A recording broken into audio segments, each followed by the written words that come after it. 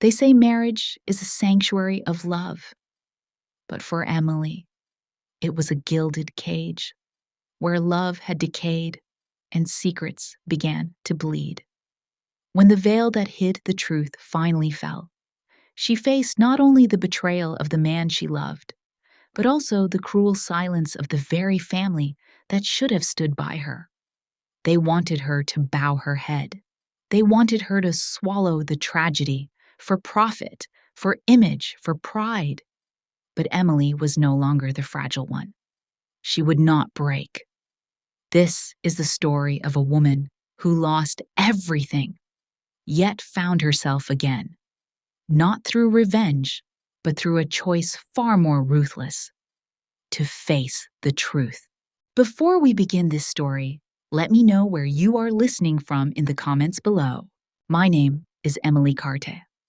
I'm 35 years old, and what I'm about to tell you today will forever change the way you see your own family. Morning in San Francisco always carries a strange kind of light, as if the whole city is soaking in the breath of the sea. A thin layer of fog glides through the high rises, wrapping everything in a soft gray hue, warm yet distant. I still love the mornings here, because before the light fully arrives, you can almost believe that everything is still intact. This morning is the same, except that there's something in the air pressing against my throat. Ethan sits before the mirror, white shirt unbuttoned 3 notches, fingers flipping through the documents I helped him edit until midnight. I stand behind him, fastening the buttons on his vest. His familiar scent, sandalwood and mint, lingers in the 10 inches of space between us. I look at him in the mirror. The face I once loved so painfully now seems carved anew, chiseled by the cold edge of power. Everything about him gleams, polished, perfect, seamless, except his eyes. They no longer belong to the man who once said, "We're a team. You're my foundation." He speaks, voice steady as if reading a report. "Emily, about tonight's event. I think you should stay home."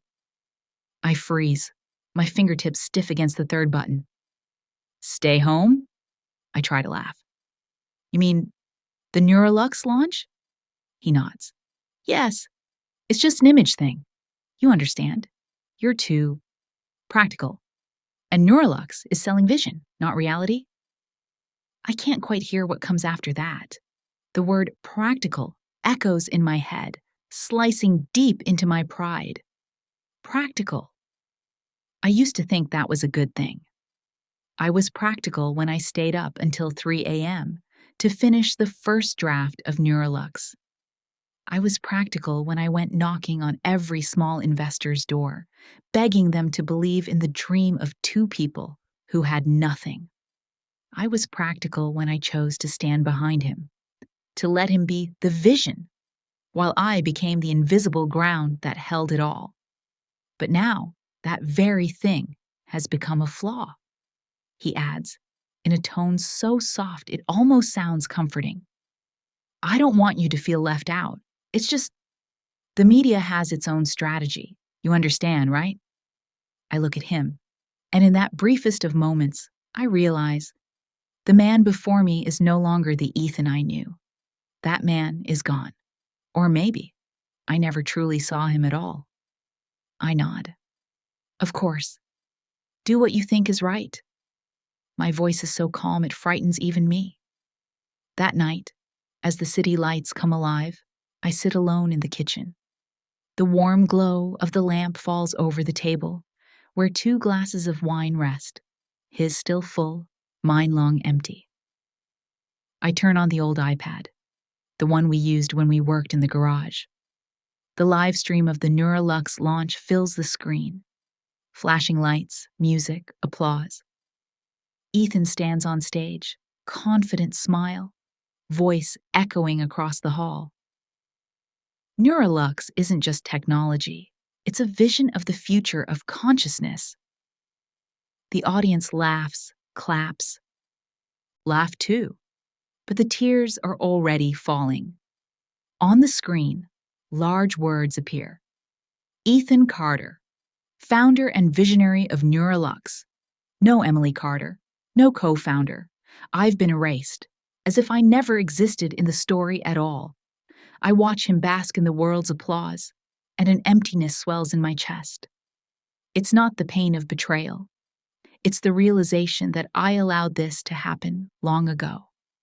I had been disappearing from my own life, piece by piece. Every time I chose silence over resistance, every time I chose to be the backdrop instead of standing beside him. I remember the early days, the freezing winter nights in that cramped garage. We ate cheap ramen, the air thick with solder fumes and coffee.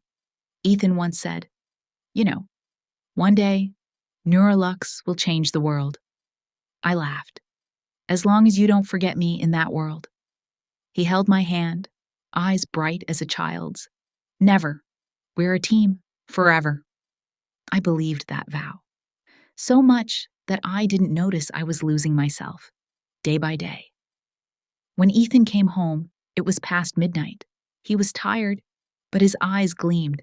It was amazing, he said, taking off his jacket. Everyone was impressed. I simply replied, I know. I watched.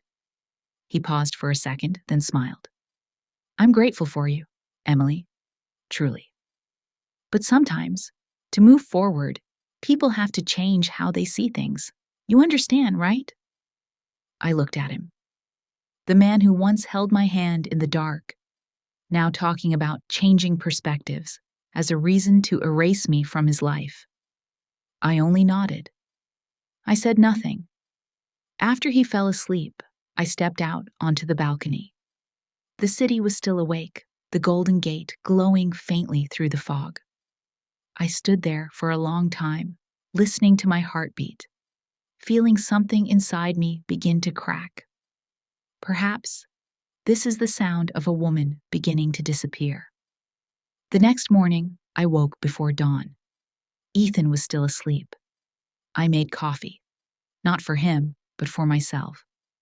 The cup was hot in my hands, its bitter aroma filling the air.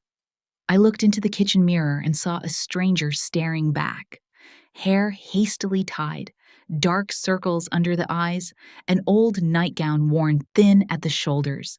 No trace of the woman once called co-founder, partner, or inspiration. Only a wife, quiet, faded, invisible. And I realized it wasn't Ethan who made me disappear. I did it myself, out of love, out of blind faith that we meant you and I will both be seen. But it turns out we meant only one person gets the light, while the other learns to live in the shadows. I don't know when I started to feel tired.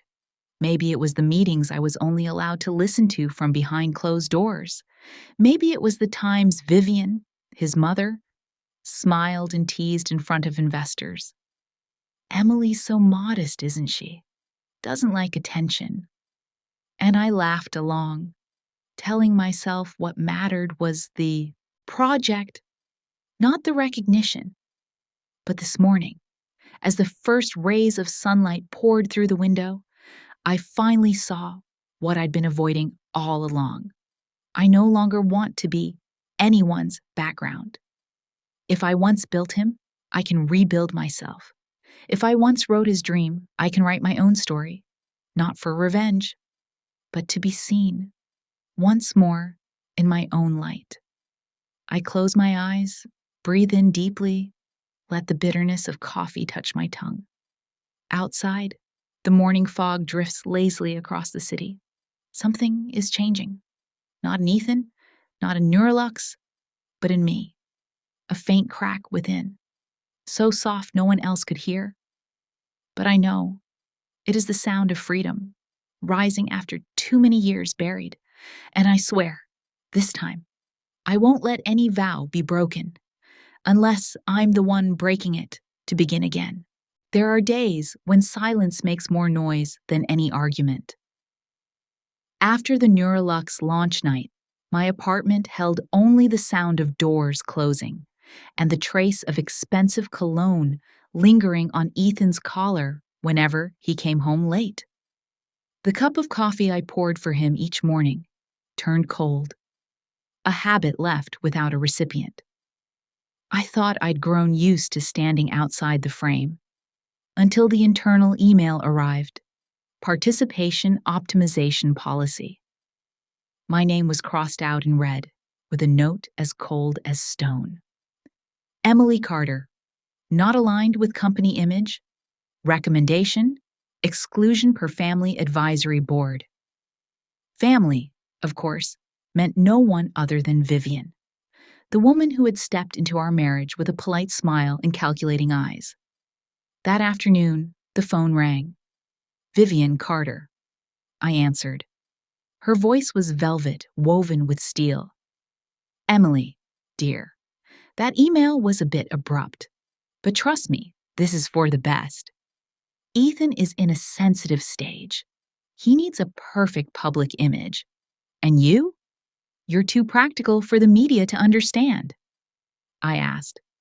You mean I don't fit to stand beside him? She chuckled softly. Don't take it that way.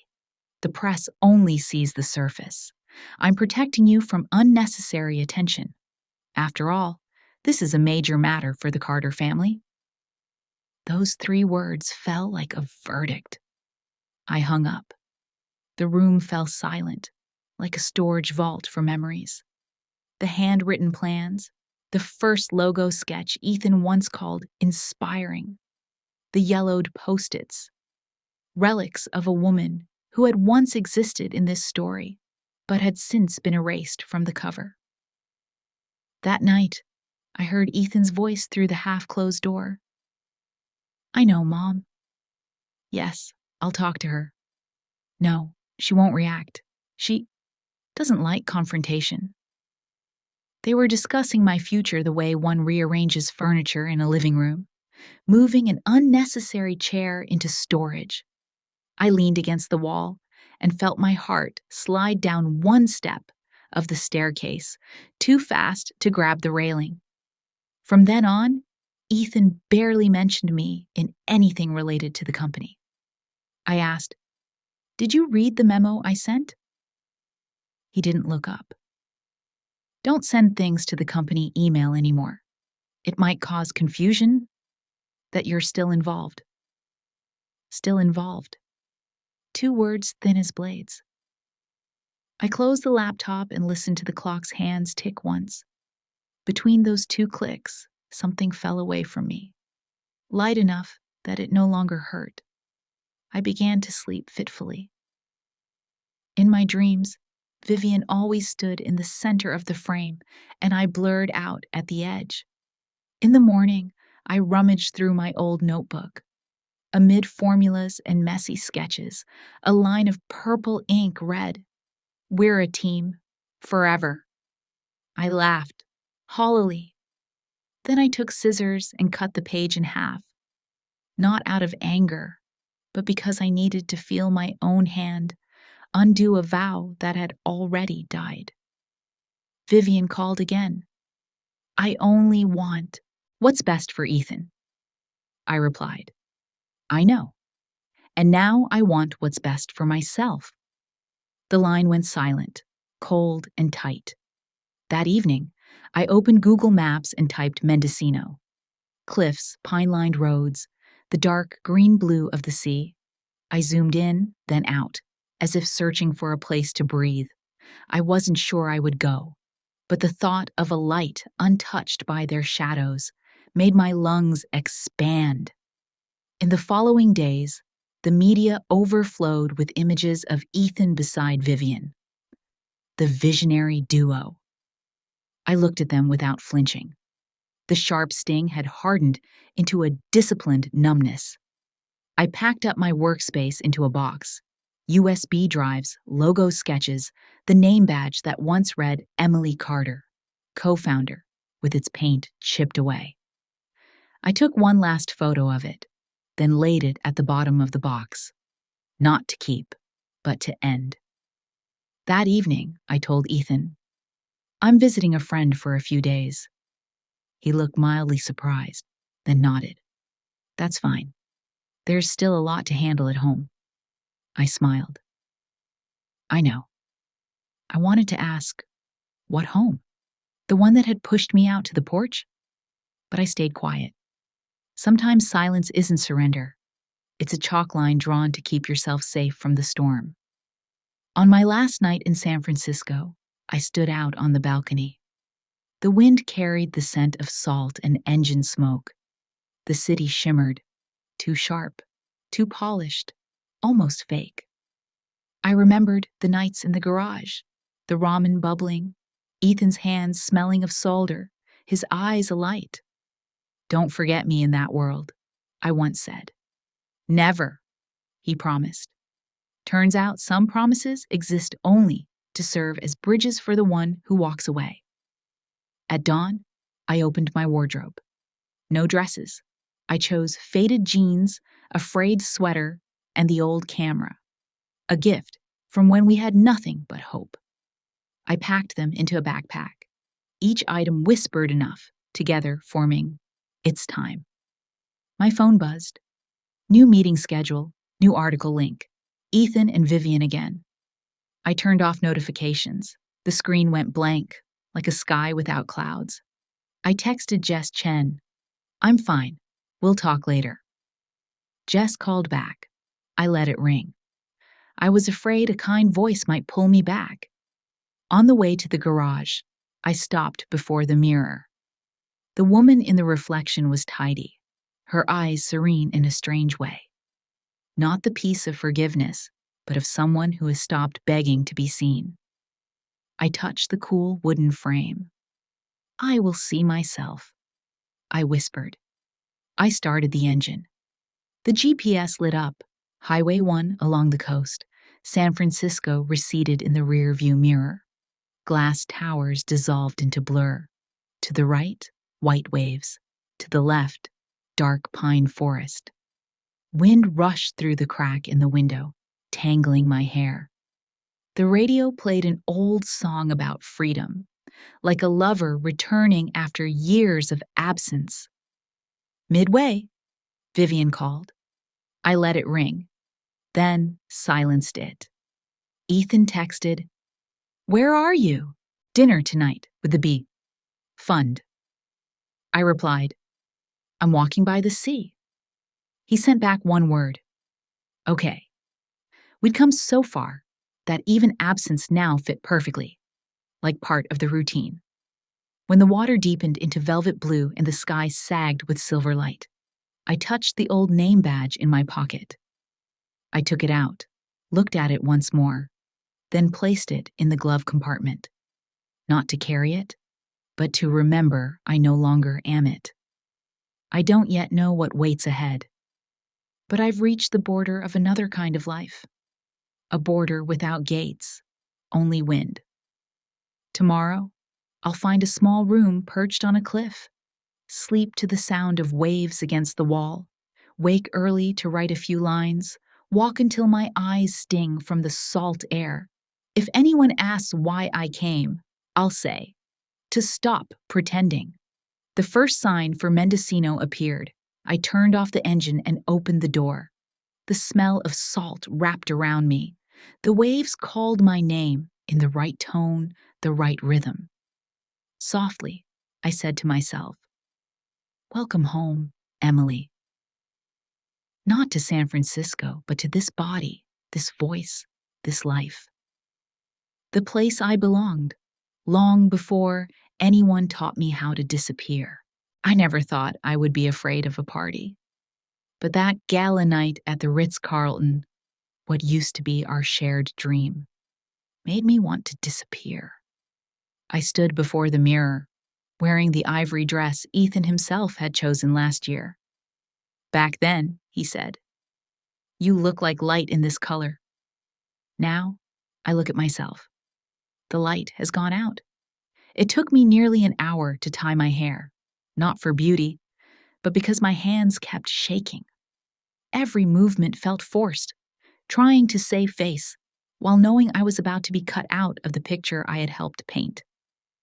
I planned not to go, but some part of me still needed to witness, to see with my own eyes just how thoroughly I had been erased. Sometimes, to let go, you have to look at everything you've lost. I arrived early. No one knew I was there. No invitation, no place card, no Mrs. Carter on the check-in list. The receptionist looked at me, awkward. "Sorry, your name isn't on the guest list." I smiled. "I'll just stay outside." I walked into the long corridor where warm light poured from the ceiling like a performance. The smell of perfume, the scent of champagne, the clack of heels blended into a counterfeit symphony of people trying to look happy. I chose to stand out on the balcony. From there, I could see the entire ballroom through the large glass pane. Ethan was there. Black suit, silver tie, a composed posture, and a smile calibrated to inspire trust. Beside him, Vivian. The two of them stood together as if they were the founding duo. Reporters swarmed. Flashes burst nonstop. A young female journalist asked, her voice bright with excitement, "Mr. Carter, Mrs. Vivian, you truly are the vision behind Neurolux. What makes you work so seamlessly together?" I couldn't make out the answer. I only saw Ethan's smile, his hand resting lightly on his mother's shoulder, a gesture just enough to assert their partnership. In that moment, I understood. I had been pushed out not only from the company, but from the very history of the dream I had once had. An old friend of mine, Mark, saw me through the glass. He hesitated, then stepped outside. "Emily? God, it's been so long." His voice was full of hesitation, his eyes unsure whether he should act familiar. I smiled, a smile thin as a thread. "Hi, Mark. You're still on the engineering team?" "Yeah. Sorry, He couldn't finish. I nodded for him. "You thought I was still a co-founder." He fell silent. The balcony wind cut cold. Mark lowered his head, speaking softly. "Anyway, I remember. Everyone knows you laid the groundwork in the beginning." I answered gently. "It's okay. Not everyone needs to remember." He looked at me, a flicker of sadness in his eyes. "If you need anything, I just need a little walk." I cut in. "Thanks, Mark." He nodded, stepped back inside, and melted into the crowd. I stayed, looking through the glass. Ethan was speaking.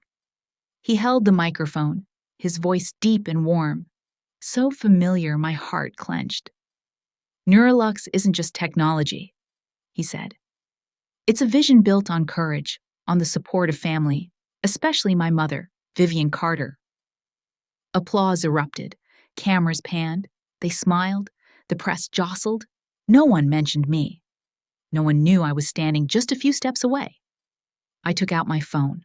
A live news alert lit up the screen. Ethan Carter and his mother, Vivian Carter, the visionary duo behind Neurolux. Below the article, hundreds of adoring comments. "Amazing. Mother and son building the future together. The most inspiring story of the decade." I scrolled through every word, my eyes stinging. Not because they forgot me, but because I had once believed they would remember. I set the phone on the railing. Below, San Francisco's lights reflected on the ocean like thousands of tiny, glittering wounds. I wanted to cry, but no tears came. Instead, a cold, clean feeling slid into my heart, like the sky after a storm. Clear, but no longer warm. A server stepped out onto the balcony, looking at me with concern. "Would you like to come inside? The wind is chilly." I smiled. "It's okay. I like the wind." He nodded and left. I stood there for a long time. Every sound from the ballroom felt like a snip of scissors, cutting the last thread tying me to the old world. When Ethan began to raise his glass for a toast, I turned away. I didn't wait for the party to end. I left the hotel quietly and walked along the sidewalk awash in neon. Each step sounded like it fell into a hollow space. I didn't know where I would go. I only knew I couldn't go back. Not out of anger, but because I understood. There was no place for me there anymore. I stopped at a corner where a small cafe was still open. I went in, ordered an Americano, and sat by the window. I opened my notebook and wrote my first line in months. There are humiliations that make you want revenge, but there are also humiliations that wake you up. I didn't know what I would do next, but I knew I had hit bottom, and only at the bottom can you truly begin to climb. I looked outside. Traffic flowed by. Above, a giant billboard played Ethan's face beside Vivian's, their smiles radiant. I no longer felt pain, only emptiness. A clean, quiet emptiness, like a blank page waiting to be rewritten. Softly, I said to myself, "Congratulations, Ethan. You have everything." And I finally have myself back. That night, I went home, took off my shoes, and sat on the floor. The city outside was still loud, but inside me, everything stopped. I opened my laptop and looked at the old files named Vision Draft, Prototype that won. I didn't delete them. I only renamed the folder, the past. Then I shut the computer, turned off the lights, and let the darkness cover me. For the first time in months, I wasn't afraid of the dark, because in the dark, at least, I didn't have to look at their images. I closed my eyes and listened to my heartbeat slow. A small voice spoke in my head. You will leave this place. You will find your own breath again. And I believed it. I left San Francisco in the damp, salty fog, driving along Highway 1 as if on a silver thread, clinging to the edge of the sea. I left no message, no plan to return. In my backpack were only a pair of faded jeans, a round-neck sweater, a small notebook, and the old camera. A gift from when we still believed effort and love could save everything. I turned off the radio and cracked the window to let the cold wind rush in. Every curve hugging the cliffs was another sigh I let go. I stopped at a small wooden cafe among the pines. The woman behind the counter handed me a hot paper cup and asked where I was headed. Not sure, I said. She smiled. People who don't know where they're going are usually about to find what they need. Her words landed on my chest like a small pebble, rippling out in quiet circles. By early afternoon, a faded sign appeared. Welcome to Mendocino. The town looked like a painting made of wind. White wooden houses, thin curtains at the windows, lavender spilling past fences, and behind it all, a dark blue ocean breathing steadily. I stopped in front of the Sea Cliff Inn. The door opened, and a woman in her 60s appeared, her silver hair tied high, fingers smudged with blue paint. You need a room? Yes, for a few days. She studied me for a moment, then nodded slightly. You look like someone who just walked out of a storm. I suppose I did. Rosa, she said, extending her hand. Last room down the hall. Window faces the sea. I think you need the sea. The room was small, with creaking wooden floors and a soft salt smell. I flung the window wide. The sound of waves hitting the rocks was steady, like the heartbeat of something enormous and unbothered. I stood there for a long time, relearning how to breathe. That first night, I slept straight through. No flashlights, no faces asking me to hold my composure. The next morning, Rosa knocked and handed me a cup of black coffee. The coffee here is strong, she said.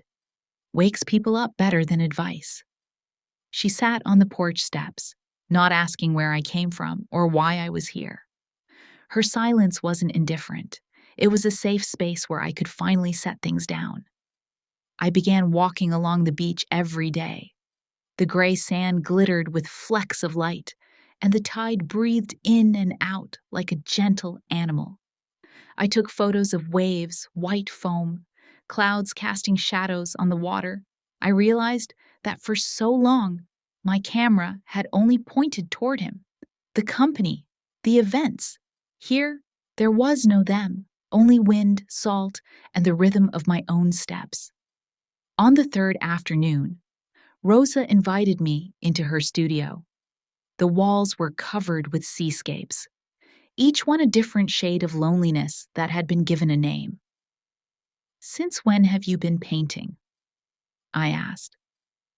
"Since the day I left the courthouse," she said lightly, as if recounting yesterday. "You were a lawyer?" "Yes.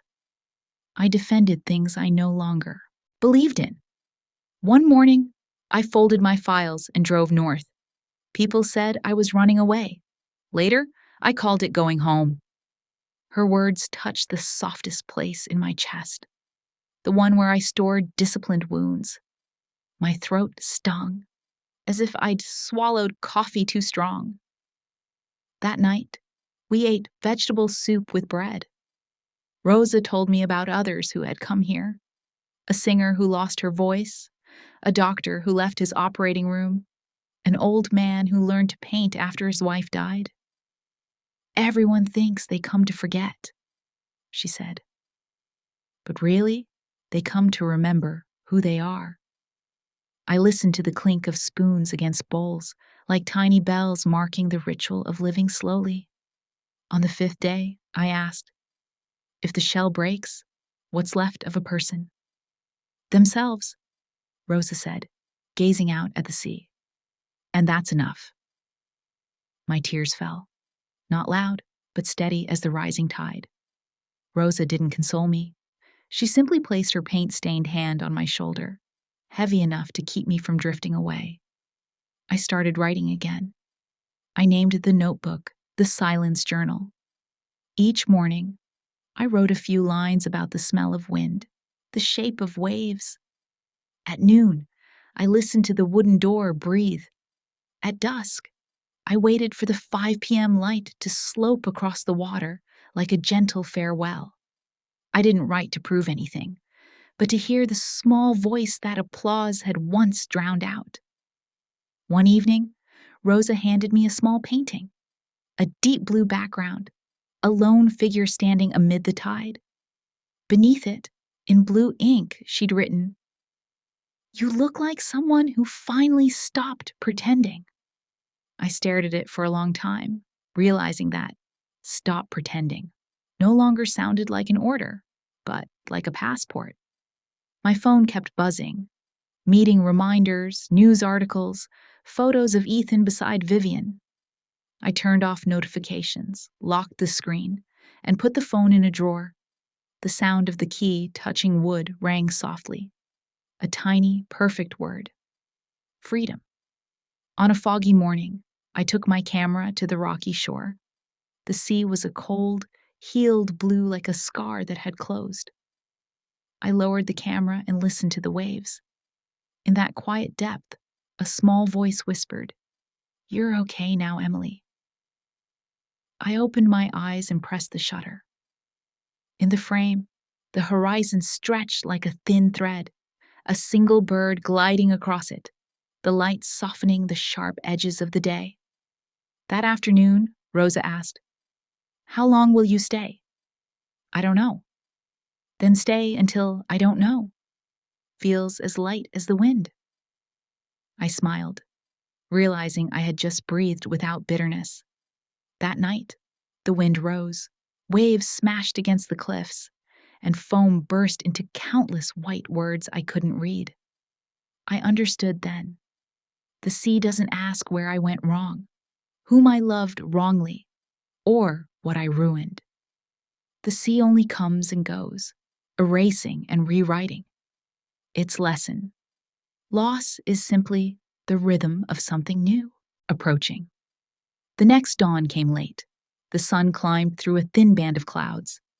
I took a photo and titled it, "The Beginning of Silence." No city, no people, just water and sky beginning again together. I showed it to Rosa. She nodded. Beautiful because it's not trying. I want to learn to be beautiful like that. You already are, she said, by staying with yourself. I wrote a letter I never sent. Dear Emily, live without needing anyone's permission. If no one calls your name, call yourself. When silence is full enough, it will shine on its own. I folded the letter and slipped it into my notebook. The paper nicked my finger, a thin line of red. I licked it and laughed softly. Feeling pain means I can still heal. That night, Rosa lit a candle on the windowsill. The flame swayed gently, like a heart learning to dance again.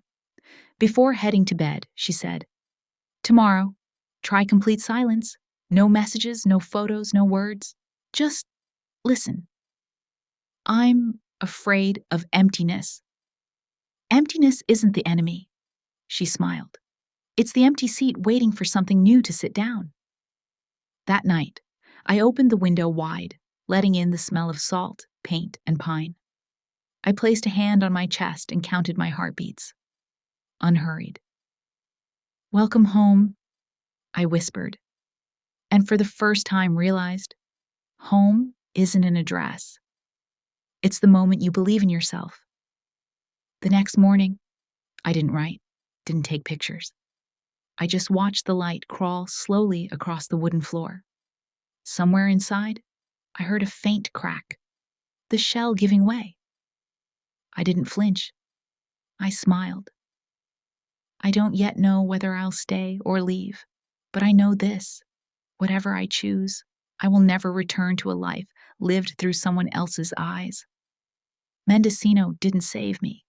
It handed me a clear mirror, and I dared to look. Rosa didn't decide for me. She simply placed a quiet chair so I could sit down. That afternoon, I photographed the pale sky and titled the second picture Permission. When I pressed the shutter, I made a pact with myself.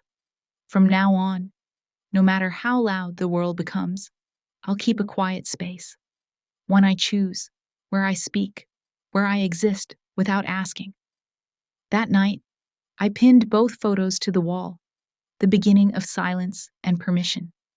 Beneath them, I wrote in pencil, "I was never dead. I just began again." And this time, I believed what I wrote. I woke to the sound of waves crashing against the cliffs. The gray morning light slipped through the curtains, slow and tender, like a hand stroking gently. Mendocino was still serene, so quiet I could hear the beat of my own heart inside the small room. I didn't check my phone. Today, I wanted to try, living as if the outside world didn't exist. Only me, the sea, and the wind. Rosa had been up for hours. I heard her rinsing brushes in the kitchen, humming an old Spanish song, low and warm, like a mother's lullaby. When I stepped out to the porch, she looked up and smiled. "You're awake. Silent day today?" I nodded. "I'll try." "Don't try too hard," she said. Silence isn't about blocking sound. It's about learning to listen without reacting. I sat down, wrapping a thin blanket around my shoulders. The sea before me felt like a living creature in deep sleep, shifting softly. The wind brushed past, salty, cool. I closed my eyes and tried to listen to what Rosa meant. In silence, familiar sounds grew vivid. The faint crackle of salt as the tide pulled back, the sweep of wings cutting through air, the steady, patient thud of my heartbeat. I realized it had been so long since I had truly listened to myself. In San Francisco, I had listened to Ethan, to the board, to the hollow applause, to the hum of computers working past exhaustion. but never to what I myself wanted. Now, in the stillness, the question returned, gentle yet persistent. Emily, what is it that you really want? I walked along the beach. The sand was cold. The waves licked at my feet. I bent down and picked up a chipped seashell, holding it in my palm. It wasn't perfect, but under sunlight, the broken edge shimmered most brightly. I thought, maybe people are like that too. We only truly shine when we dare to face the parts of ourselves that have been broken. At noon, Rosa served a simple meal. Bread, olives, tomato soup. She asked, "Have you heard anything yet?" "I heard me," I said, or at least something inside me I'd forgotten. Rosa nodded, ladling more soup. The truth always arrives in a very small voice. Only those who are quiet can hear it. She looked at me for a while, then began to tell a story. When I was a lawyer, I once defended a corporation. They were rich, powerful, and dirty. I knew they were wrong, but I still said the words that were legally right. Every time I won a case, I felt I'd lost something. Then one day, I couldn't bear the voice in my head anymore. "Rosa, you're lying with the very skill you once believed was meant to help others." So I left. She lifted her gaze to me, smiling kindly. "You don't have to answer me, but ask yourself, the voice inside you, is it telling the truth? Or is it just pretending to be brave?" I stayed silent. Part of me wanted to resist, to justify myself, as if I still needed to protect the last remnants of dignity. But another part, deeper down, knew she was right. I had been silent when I was pushed out, silent when Ethan and his mother erased my name from the company. And I told myself that silence was grace. But in truth, I stayed silent because I feared losing love, losing status, losing the image of the strong woman. I wasn't noble. I was just afraid and tired. In the afternoon, Rosa took me to the western hill, where the wind was fierce and the reeds bent low. She carried her camera and said, "Take a photo, but don't aim too long. Let the moment choose you, not the other way around." I did as she said. A gust of wind blew, and the sky spread orange. I pressed the shutter without thinking. The photo came out, a patch of grass leaning in the wind, imperfect, yet alive. Rosa looked at it and nodded. "That's truth. Truth isn't beautiful, it's alive." The words stayed with me all evening. I sat on the porch, watching the sea sink into dusk. I thought of the years gone by, Ethan with his bright, idealistic eyes, me with my blind faith. We had been sincere once, but hearts changed direction faster than weather. Maybe no one was at fault. Maybe it was just that, at some point, truth no longer aligned with the dream. At night, Rosa lit a candle. The flame reflected in her eyes like a small lighthouse. "Do you know why people fear silence?" she asked. "Because in silence, there's nowhere left to hide," I said. She smiled, her voice warm. "Yes, but also because in silence, we begin to see clearly. And seeing clearly always hurts before it brings peace." I looked at the candle and thought of myself. The sleepless years, the award nights standing beside Ethan, while my name appeared only in the logistics credits. I thought I was sacrificing for love. In truth, I'd been losing my own soul piece by piece. Softly I said, "Rosa, I don't know if I can forgive them." She poured more wine into my glass. "Forgiveness isn't because they deserve it. Forgiveness is how you reclaim quiet inside your own head. Sometimes, letting go isn't about excusing them. It's about stopping yourself from carrying them any further." Her words flowed through me like wine, warm, spreading slowly to my fingertips. Before bed, I opened my notebook again. Under the title, The Silence Journal, I wrote, I once thought I lost everything when they erased my name. But the truth is, only by being erased from their story was I able to write my own name again. I put down the pen and smiled. For the first time, I didn't pity myself. I felt grateful. Rosa came over and laid a hand on my shoulder. Do you know, Emily? She said. You're learning how to exist without needing to be proven. I nodded, my voice trembling but steady. Maybe that's what freedom really is. The next morning, the fog was thick. The sea lay flat as glass. I stood on the sand and took a deep breath, not to forget, but to remember how far I had come. I looked down at my feet dusted with sand and took a photo. No art, no composition, just a reminder that I was real, here, now. Inside me, a sound rose softly, like the tide striking the cliffs and retreating again. Truth isn't something people grant you. It's something you must be quiet enough to recognize. And I had recognized it. I smiled, turned my back to the sea, and walked up the small path toward the hill. Sunlight began to spill through the mist, pouring gently across my shoulders. I knew an old chapter had ended, and in the silence, I had found the truest thing of all, myself. A week after that morning, I stood before the sea and recognized the truth. The phone lying still in the drawer began to vibrate. I stared at it for a long time, as if watching an old creature return, knocking on the door of the past. On the screen appeared the name Jess Chen, the only close friend I still had from the early Neurolux days. I hesitated, then answered. Jess's voice came through, trembling and rushed. Emily? It's big. The exclusion memo, it's been leaked. I froze. Leaked?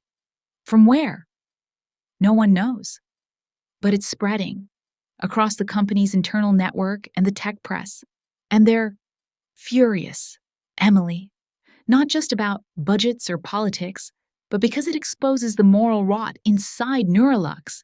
Ingrid Hoffman called it proof of a collapsed ethical foundation. The mention of Ingrid made me shiver. That investor had once admired Ethan's vision. If she was speaking out, it meant things were truly cracking. I said nothing. The wind pushed through the window, rustling the curtain. Outside, the sea roared, indifferent to the collapses of humankind. Jess continued, Emily, some people think you leaked it. I let out a soft laugh. Not sad, just absurd. You know me, Jess. I haven't touched my company email in months. I know, but they're panicking. Ethan's gone silent and Vivian, she's calling it an act of family sabotage. That phrase, family sabotage, brought back the memory of that fateful phone call. So this was what family meant in their world, something built to preserve power, not to preserve love. What will you do? Jess asked. I don't know yet, I said, my voice strangely calm. Maybe nothing. After the call, I stepped onto the porch. Rosa was brewing tea. You look like someone who's just heard unpleasant news, she said, her tone as if seeing straight through me. I told her everything. She listened quietly, not interrupting, only nodding now and then. And what will you do? I think I'll stay silent. I'm tired of having to defend myself. Rosa took a sip of tea, eyes thoughtful. You know, she said, sometimes silence is the strongest act, but other times, it's just how we hide from our own voice. Her words struck the sore spot. You mean I should speak out? Not to defend yourself, she said, but to decide which side you stand on. If the truth is being twisted, silence is a kind of complicity. I went quiet. Truly quiet. Memories from the early days with Ethan played backward in my mind. Nights in the garage, the rough first ideas, the sketches I wrote by hand. I had once believed the company was an extension of my soul. Now it had become a monster wearing the mask of vision. That afternoon, Jess forwarded me the leaked email. I opened it. The subject line read, Internal Policy, Image Optimization, Recommendation for Exclusion, Emily Carter. Below was the note I had seen before, but now it included additional internal chatter, raw comments among shareholders. If she appears, people will think Neuralux lacks direction. Ethan needs a more ideal family image. Vivian Carter handles media representation far better. Then the final line, the one that slowed my pulse. Carter will be easier to control once he's no longer emotionally dependent on his wife. I closed the laptop. My mind emptied. No anger, not even shock. Just a dense silence. The silence of someone who has finally seen the true face of what they once loved. That night, Rosa found me sitting on the steps, hands clenched. "You've just shed another layer of skin," she said softly. "I don't understand why I'm not crying." "Because you've moved past the stage that needs tears. Now comes the stage that needs decisions." I asked her, "Do you believe in justice?" She smiled. "I believe in consequences. Every action leaves an echo. We don't have to seek revenge. We just have to stay honest, and the rest arranges itself." Her words lingered all night. By morning, I knew what I needed to do. I opened my laptop for the first time in months. I wrote a short email to Jess, attaching a few old files, design drafts, concept notes, development journals, all proof that I was the co-founder. "Not to sue," I wrote, "but to remind them that justice begins with facing the truth." I hit send, then shut the computer. The feeling was light, like setting down a heavy stone. That afternoon, the news broke. Headlines mirrored one another. Neuralux and the ethics exclusion scandal. Ethan Carter, the leader without a foundation. I didn't feel triumph, only a clear kind of sadness. The clean sadness of someone who once loved and has no choice but to watch what they believed in fall apart. Rosa came to me, resting her hand on my shoulder. "Are you all right?" "I don't know." "That feeling is real. Stay in it until you hear what it wants to teach you." Late at night, the wind picked up. I walked down to the beach, watching the waves crash against the rocks. In the vast noise, I realized I no longer feared sound. I could hear every break, every droplet striking my skin. Each crash felt like proof that truth, no matter how buried or distorted, always finds its way out, just as water never stays still. I whispered to the sea, "I'm not taking revenge. I've just stopped pretending." The wind swept my hair back. The moonlight shimmered on the surface, a ribbon of silver across the waves. In that moment, I felt empty, but not hollow. Empty. So, there would be room for something new. The next morning, Jess sent a message. "Ethan is looking for you. Neuralux is in chaos. Ingrid's calling for an ethics investigation. They want you to attend the hearing." I looked at the message for a long time, then replied, "Jess, tell them I don't belong there anymore. The truth has already spoken." I set the phone down and turned back to the balcony. Rosa was pouring tea, smiling softly at me. "Did you choose silence or action?" "I chose truth," I said. "And you're not afraid?" "No, because for the first time I know I'm standing on the right side." Rosa nodded, pouring tea into 2 cups. "That's enough." I sat beside her. The sea was unchanged, the waves still breaking, but something inside me had shifted. I was no longer the invisible woman erased from the story. I had stepped forward, not to reclaim power, but to reclaim selfhood. I looked toward the horizon, where the sun was rising, its light so bright I had to squint. In my mind, I heard Rosa's voice again. Truth doesn't need to be shouted, it just needs to live. I breathed deeply, letting the salt wind fill my chest. For the first time, silence didn't frighten me, because now my silence carried the truth. News about Neuralux spread like fire meeting wind. 3 days after the document leak, every tech outlet published it in unison. Each headline was a blow slicing straight through the glossy image Ethan had built. Neuralux and the worst ethics crisis of the year. When artificial intelligence is led by people who've lost their humanity. The wife erased from history, Emily Carter, the name Neuralux wants to bury. I sat in a small cafe in Mendocino, a cappuccino cooling in my hands, eyes on the sea while my mind drifted. My name, the thing they once tried to strike out, now lay across the front pages. And strangely, I didn't feel pain. I just felt tired. A kind of fatigue that comes from finally seeing the naked truth I'd been avoiding. Jess called me, her voice panicked. Emily, they're holding an emergency hearing. Ingrid Hoffman will be there. She's genuinely furious. I figured, I said. Ethan's trying to control the damage. Are you going to show up? I looked out the window, birds gliding across a misty sky. I don't need to go. Everything they denied has already laid itself bare. Truth doesn't need a courier. That afternoon, Rosa brought 2 cups of mint tea out to the porch. I heard about Neuralux, she said, her tone light but caring. Do you feel satisfied?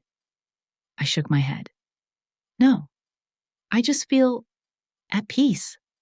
The strange peace when a door closes and you know you'll never want to open it again.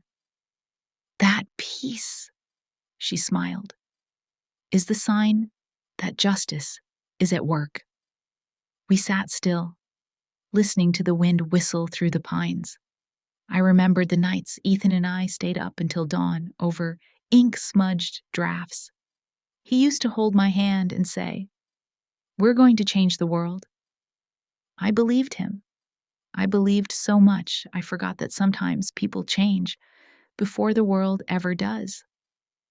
On the day of the hearing, I wasn't in San Francisco.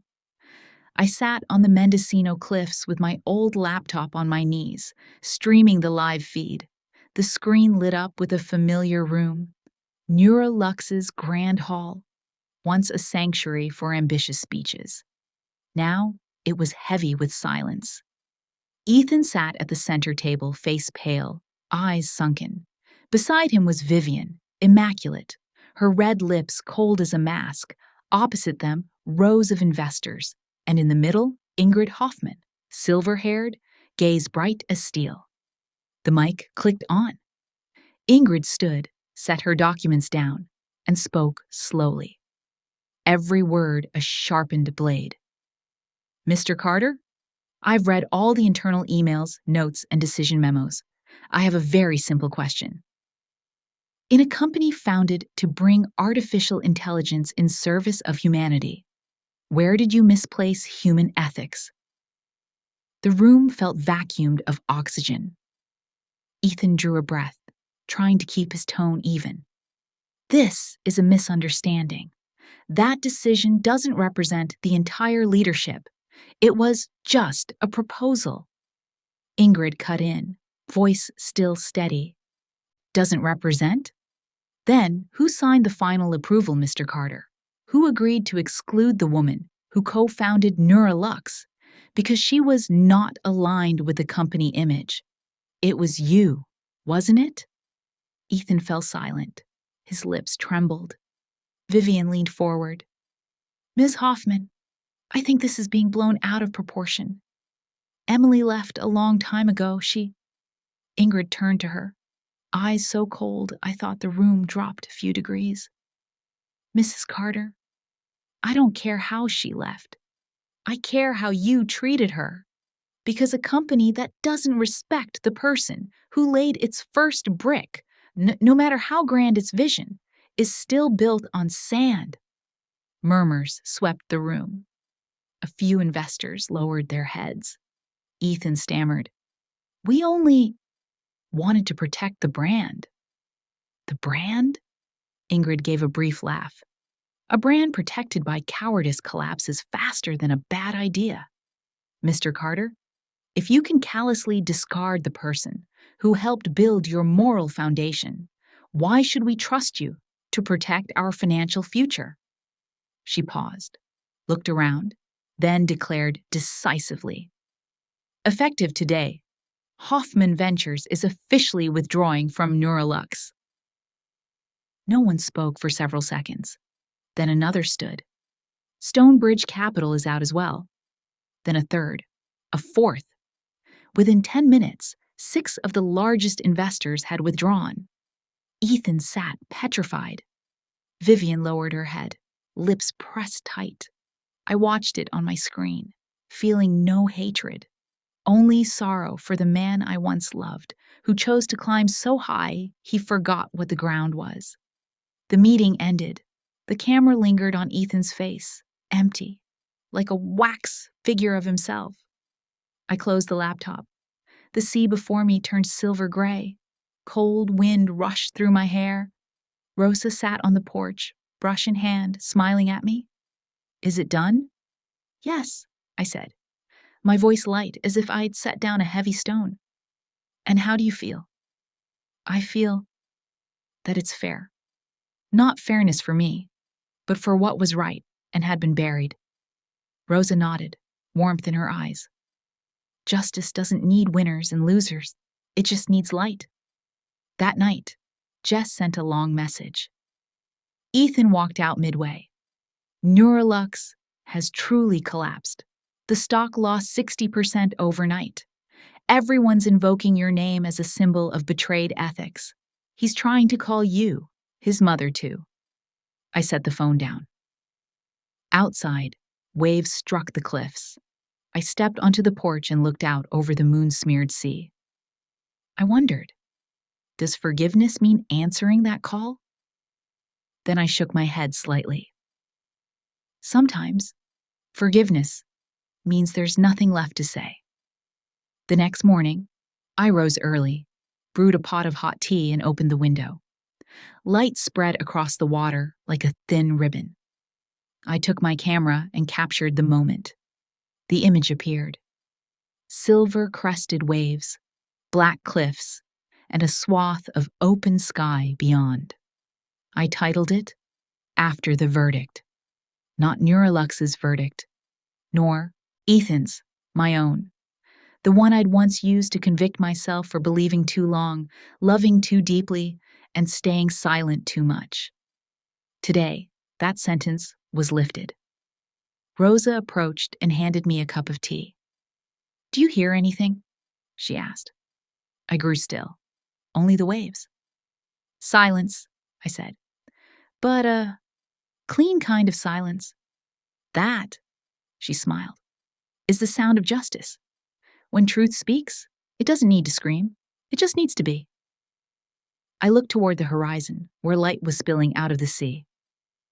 And inside me, a very soft voice, my own, said, "I don't need victory. I only need the truth." I knew the road ahead was still long. But at least I had stepped out of the dark, not as a victim, but as a survivor carrying the lesson. That fairness doesn't come from revenge, but from daring to keep the last clean part of yourself. After the investor's verdict was made public, Mendocino remained as tranquil as if it had never heard of the storms raging beyond its shores. I sat on the wooden porch, watching the silver light spread across the morning sea, listening to the waves strike steadily against the cliffs. Everything, seemed detached from that old world, the one of arguments, blame, and people clinging to the last shards of their dignity. And yet, the phone began to ring again.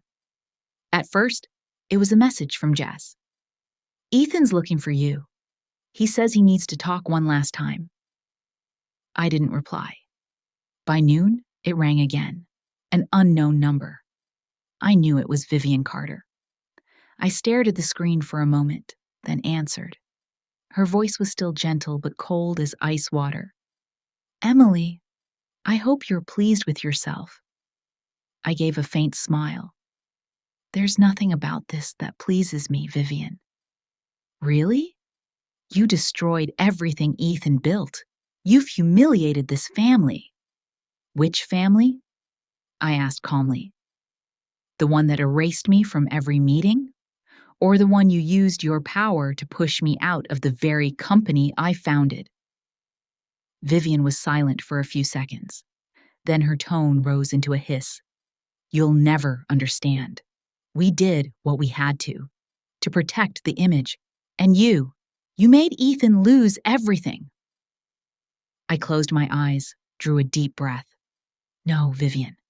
He chose to lose it. I just stopped covering for him." The line went quiet, then disconnected. I set the phone down on the table. I felt no anger, only a strange kind of pity. Some people trade their souls to preserve the illusion of power and still believe they're winning. That afternoon, Ethan called. His voice was hoarse, broken, like a man who had just walked through ruins. "Can you let me talk, Emily? Just once." I stayed silent. Then finally, I nodded to myself. "I was wrong," he began. "Wrong to let my mother interfere. Wrong to choose image over truth. But you have to understand. I just wanted us to succeed. I thought if I moved faster, everything would fall into place." "And I was supposed to stay behind?" I asked.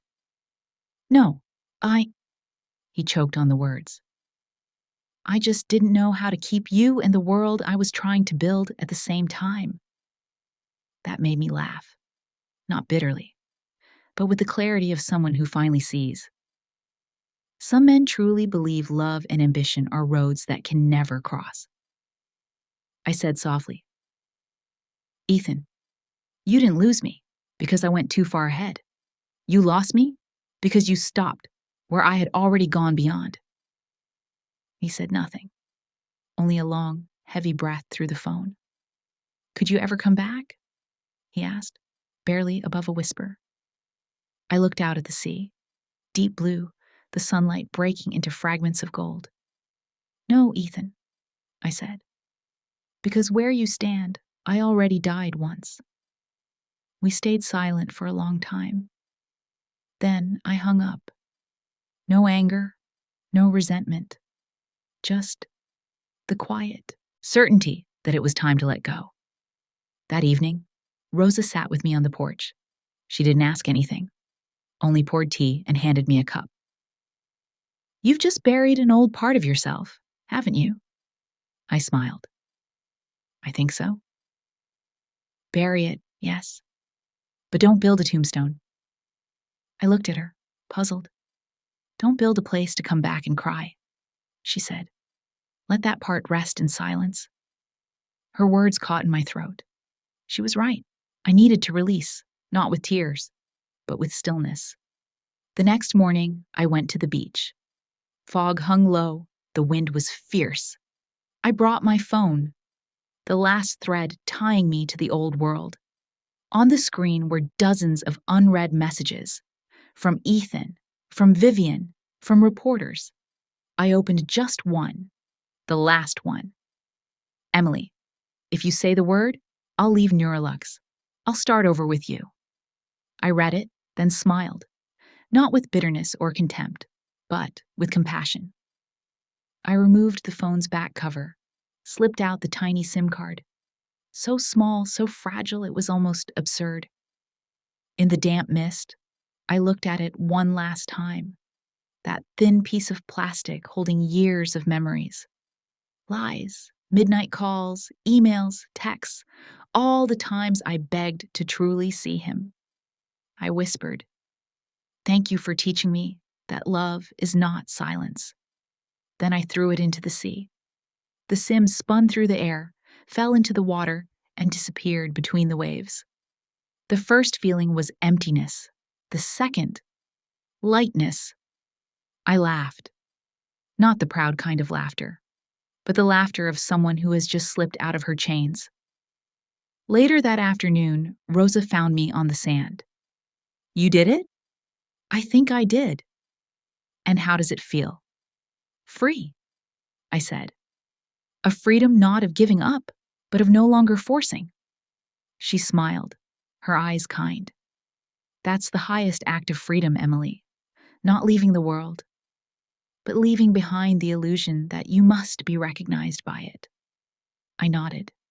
The waves lapped at my feet. Cold, sharp, but I didn't pull back. I let the sea take what was left of my old life. The longing, the wounds, the promises never kept. That night, I sat on the porch and wrote in the silence journal. Today, I chose silence not out of fear, but because I have nothing left to prove. I do not need revenge, because I understand now. Revenge only drags me back to what I wanted to escape. True freedom is being able to say, "I forgive you, but I won't return." I closed the journal and blew out the candle. In the darkness, I heard the waves breaking, and my heartbeat joining their rhythm. And somewhere between the night and the moonlight, I felt it clearly.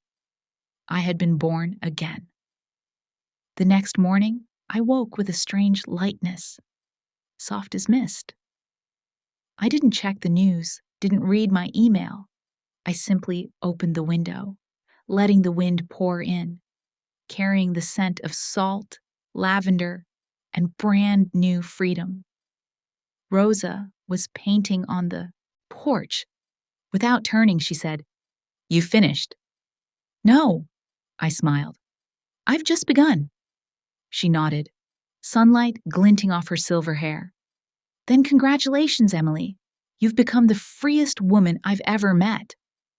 I looked out at the sea, warmth rising in my chest. I didn't know where my future would lead. But for the first time, that no longer frightened me. Because now I knew.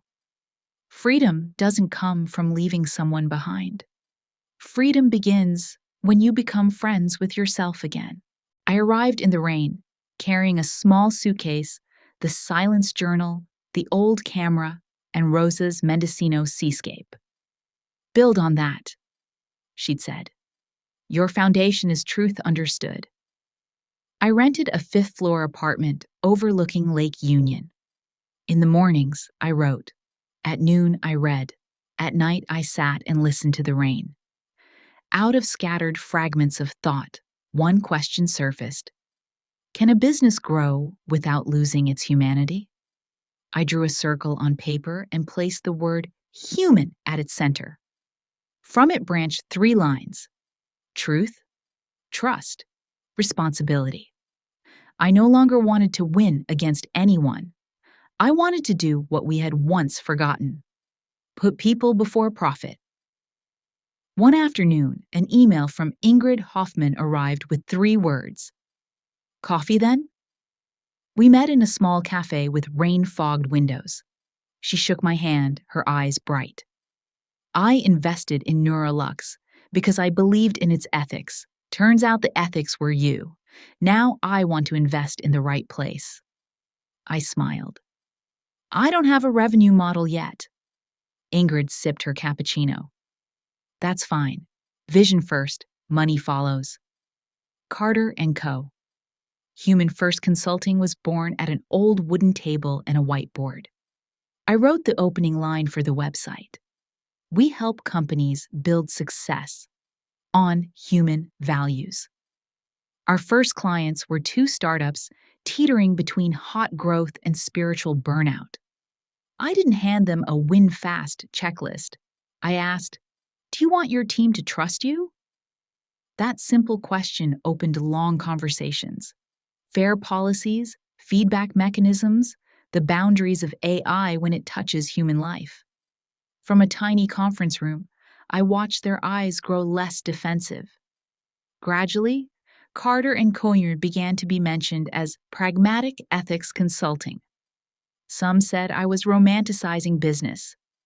I only smiled. Each morning, I woke in peace. Something money and applause had never been able to buy. One day, Ingrid called. Ready for a bigger step? Speak at leadership and integrity. The world needs someone who tells the truth without shouting. I was hesitant, but accepted. That day, I wore a simple white blazer and stepped onto the stage with slightly trembling hands. I brought no script, only my story. There was a time I thought ethics were a luxury in business, but ethics aren't an accessory. They're the foundation. I once lost nearly everything: reputation, love, work. When I lost it all, what remained was the truth. And truth doesn't grant power, it grants freedom. If you ask me for the secret of success, I'll choose another question. In each decision, do we still see the human being? The hall fell silent, then burst into long applause. Ingrid, seated in the front row, nodded slowly. Not the noisy kind of praise, but the recognition given to a soul that has returned to itself. That night, I switched on the warm lamp in the small office. On the wall hung a photo of the Mendocino shore beside Rosa's, painting two different shades of blue, sharing one idea. That peace is when you no longer need to beat anyone. I wrote in the silence journal, when we stop trying to be believed, people begin to believe us. I didn't start a company to prove I'm better than anyone. I did it to remind us that being human is a skill and deserves respect like any invention. In the weeks that followed, Carter and Co. took on more projects, crafting a do no harm AI charter for a healthcare platform, designing a safe whistleblowing mechanism for an agri-tech company, training young leaders to say, I don't know, without fearing a loss of authority. I named the simple frameworks the 4 H's: human, honesty, harm minimization, healing. All of them began with one question: when no one is watching, what will we do? One rainy afternoon, a young founder confessed, I promised investors things I'm not sure I can keep. I didn't teach him media handling. I said, call back, apologize, give a real timeline. If they leave, they're not for you. If they stay, that's trust. His hand trembled as he dialed. 3 days later, he returned to my office, smiling in disbelief. They stayed, I said, because truth creates room to breathe. I thought of Ethan, not to compare, only to know how far I'd come. If one day he hears the name Carter & Co., I hope he understands. I don't want to beat him. I chose a different set of rules. The next conference was in Portland on AI and human dignity. I spoke about the boundaries of transparency. A good algorithm isn't just correct. It must be correct for people, explainable, with an appeals process and an emergency stop. I told the story of a team of engineers who chose to halt deployment because they didn't yet understand the impact on a minority community. The room went utterly still when I concluded. If we don't hand agency back to those affected, we're only experimenting on someone else's life. Thank you emails flooded in so fast, I had to reply in batches. Ingrid wrote, this is what I hoped for when I pulled funding from the old place, using truth to build, not to destroy. I replied, thank you for investing in the human part of me. Late one night, I locked the office and, through the window, saw rain falling fine as silver dust. Seattle reflected on the lake like a second sky. I asked myself, if I hadn't been crossed out back then, would I have found my way here? I knew the answer. No. Being erased from someone else's story forced me to write my own. I pinned the Carter and Cummers logo to the wall. 3 interwoven strokes: people, truth, trust. Below it, a small line: profit follows people. Not romanticism. Simply what I witness each day as teams in the companies I advise begin to see each other as humans, not resources. At night, I brewed ginger tea and opened the window to let the damp wind carry in the scent of coffee. I added a section to my notebook called Exercises for Leaders, a weekly no-status hour. 1 hour where everyone can speak truthfully without losing points. Every product decision includes a harm map: who might be harmed and how harm will be reduced. A third KPI: team sleep quality. No sleep, no sustainable creativity. An ethics veto: if the ethics group says stop, the CEO must listen. Small things that turn culture slowly, like water carving stone. Before switching off the lights, I stood before the Mendocino painting. The imagined scent of salt, the sound of waves, and Rosa's words like a breeze. When you know you're in the right place, rain or sun are both home. I laid my hand on the wooden frame, grateful even for the crack that led me here. I don't know where Ethan is, or what has become of Neurolux. Perhaps the only connection left is the lesson. Ethics is not a slogan. It is a choice repeated every day, especially when there is no applause. Night deepened. I turned off the lights and let the computer screen glow faintly with the website's final line: begin with people, end with grace. I smiled and closed the window. In the sound of rain, I heard the familiar rhythm of a life back on its axis. No noisy victories, just health, endurance, and kindness. And I knew a new chapter had truly opened. Not to prove anything to the world, but to keep my promise to myself. Live truthfully, work truthfully, and let truth lead the way.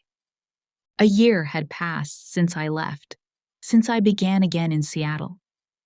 This city, with its misty rains and cool air, had become my new home.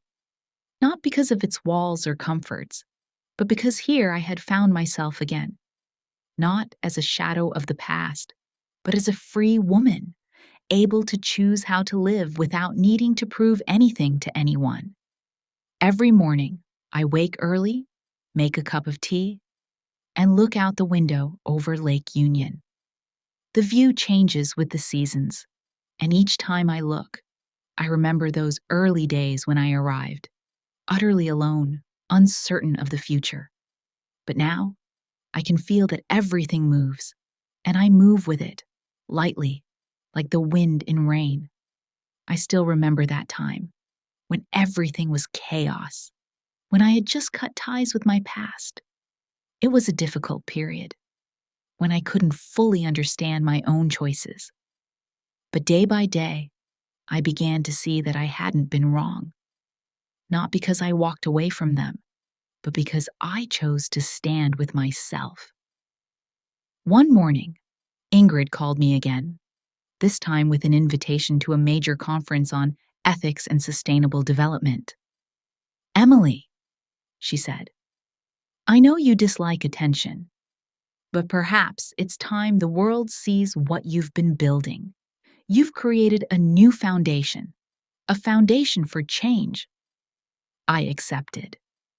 Not because I wanted to be a leader, but because I knew the values I was cultivating needed to be shared, even just a little. They didn't have to agree with me, but they needed to know there was another way, a more human way. On the day of the conference, I stepped on stage in a simple white dress, facing hundreds of eyes, not eyes seeking fame, but faith. faith in my belief in people, in ethics, in truth. I stood there, with no prepared notes, and spoke from my heart. We often talk about change, about the future, about technology. But has anyone stopped to ask, what does this technology bring to humanity? What will we do when technology is no longer just a tool, but part of our lives? The answer doesn't lie in numbers or strategies. It lies in how we treat each other, in the small decisions we never imagined could change someone's life. I once lost everything, but it was truth and faith in people that helped me stand again. And today, I'm not here to call for a revolution. I'm here to remind us truth is the only foundation, and people are the center of every revolution. The hall went silent. 1 second, 2. Then came the applause, long, steady, not because of what I said, but because it had touched something in them they thought was gone. Since that day, Carter & Co. was no longer just known as a human-centered consultancy.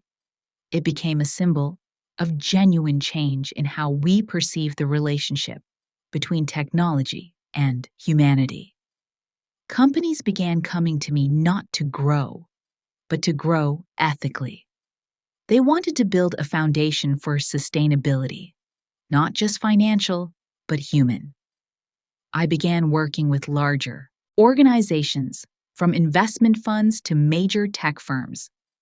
Step by step, I helped them redesign their people strategies, build ethical frameworks for artificial intelligence, and more importantly, create systems ensuring that humans, not profit, remained at the heart of every decision.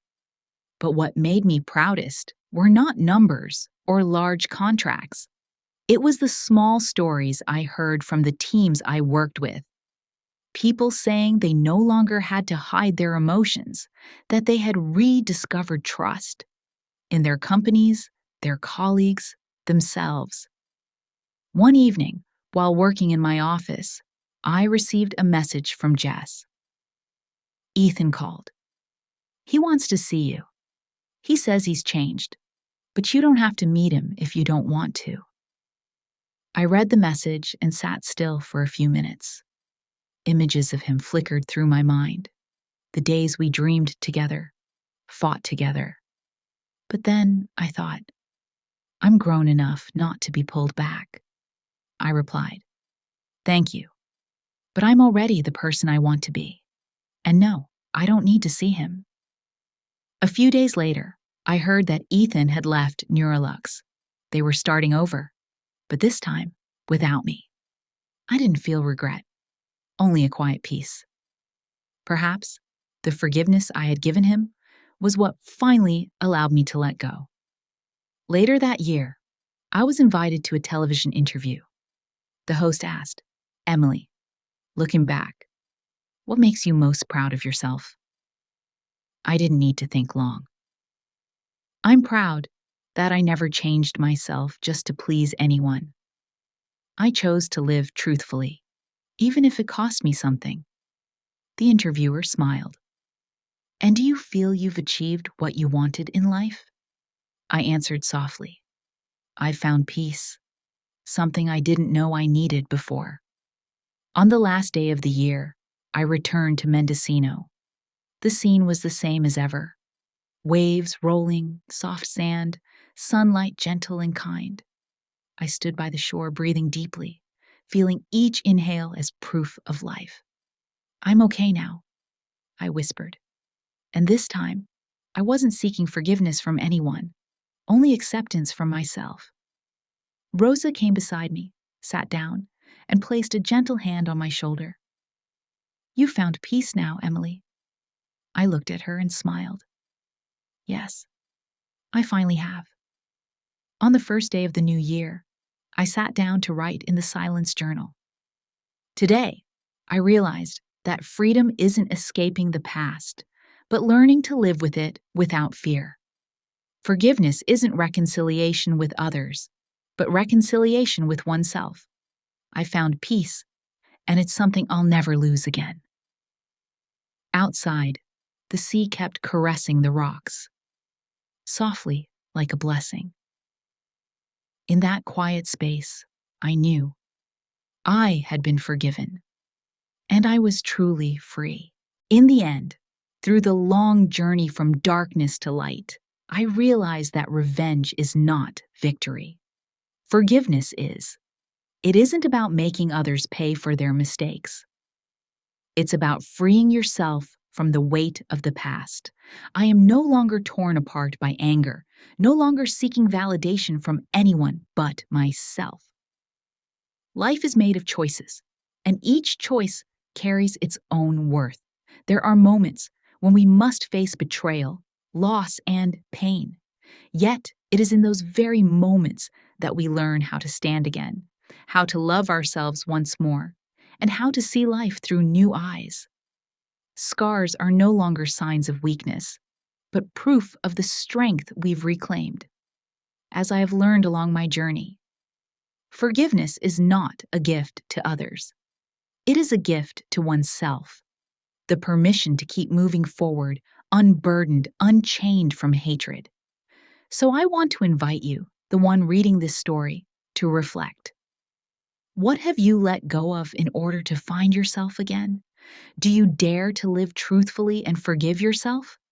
We all deserve to live in freedom and peace, not because someone else has changed, but because we have chosen to. This story does not end here. It continues. In every decision you make, in every act of courage, in every quiet forgiveness.